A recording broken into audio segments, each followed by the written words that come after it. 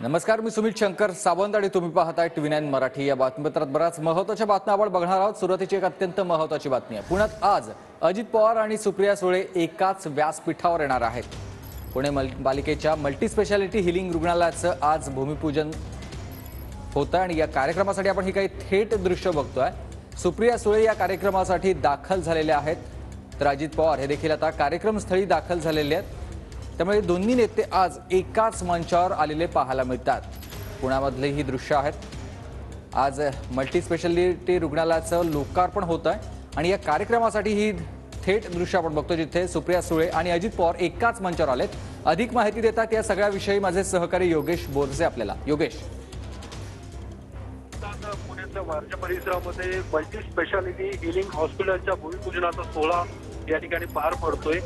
या कार्यक्रमाच्या निमित्ताने अजित पवार त्यासोबतच सुप्रिया सुळे हे एकाच मंचावर आल्याचं आपल्याला पाहायला मिळते। त्यासोबतच उपमुख्यमंत्री देवेंद्र फडणवीस यांची सुद्धा प्रमुख उपस्थिती आजच्या कार्यक्रमाला आहे।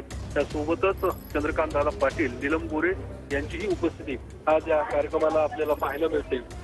या कार्यक्रमाच्या निमित्ताने एकच ज्या पद्धतीने हा संपूर्ण परिसर बारामती लोकसभा मतदारसंघात येतो, त्यामुळे जोरदार असं शक्ती प्रदर्शन ते बॅनरबाजीच्या माध्यमातून त्यासोबतच महायुतीचे झेंडे हे ठिकठिकाणी आपल्याला पाहायला मिळालं। गेल्या काही वर्षांपासूनची ही मागणी या परिसरातली होती। मल्टी स्पेशालिटी हॉस्पिटल या परिसरात व्हावं या दृष्टिकोनातून महानगरपालिकेच्या माध्यमातून साधारणतः 380 कोटी रुपये खर्च करून हे हॉस्पिटल आता या ठिकाणी उभारलं जाणार आहे। त्याचं भूमिपूजन सोहळा या ठिकाणी पार पडलेला आहे। मात्र याच कार्यक्रमाच्या निमित्ताने आपण पाहू शकतो मंचावरती जी काही आसन व्यवस्था करण्यात आलेली आहे। अर्थातच सुप्रिया सुळे त्यांच्या बाजूला देवेंद्र फडणवीस आणि त्यानंतर अजित पवार अशा पद्धतीची ही आसन व्यवस्था या मंचावरती करण्यात आलेली आहे। आणि या परिसरातल्या खासदार म्हणून आज सुप्रिया सुळे या मंचावरती उपस्थित आहेत आणि एकूणच जे काही फ्लेक्सबाजी या परिसरामध्ये करण्यात आली होती त्यामध्ये सुनेत्रा पवारांचे सुद्धा फोटो या ठिकाणी आपल्याला पाहायला मिळाले होते।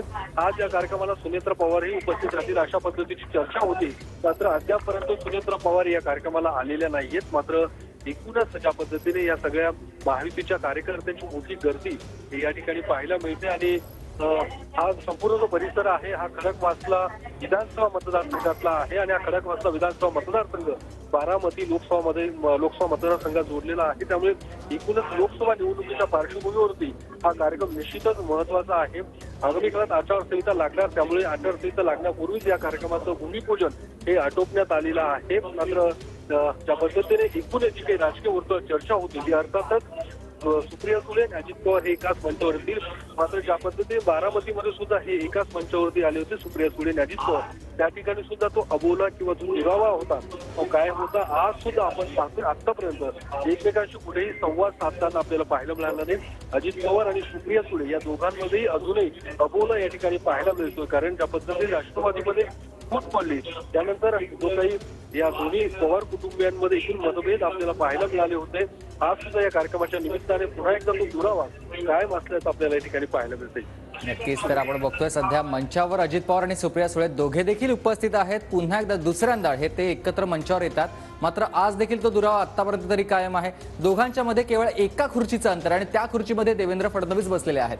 त्यामुळे आज या दोघांमध्ये काही संवाद होणार का ते देखील पाहणं तितकंच महत्त्वाचं असणार आहे, कारण मागच्या वेळेला देखील एकाच अशाच कार्यक्रमामध्ये जाहीर कार्यक्रमात एकाच मंचावर हे दोन्ही नेते आले होते, मात्र तिथे देखील त्यांच्यात बोलणं झालेलं नव्हतं।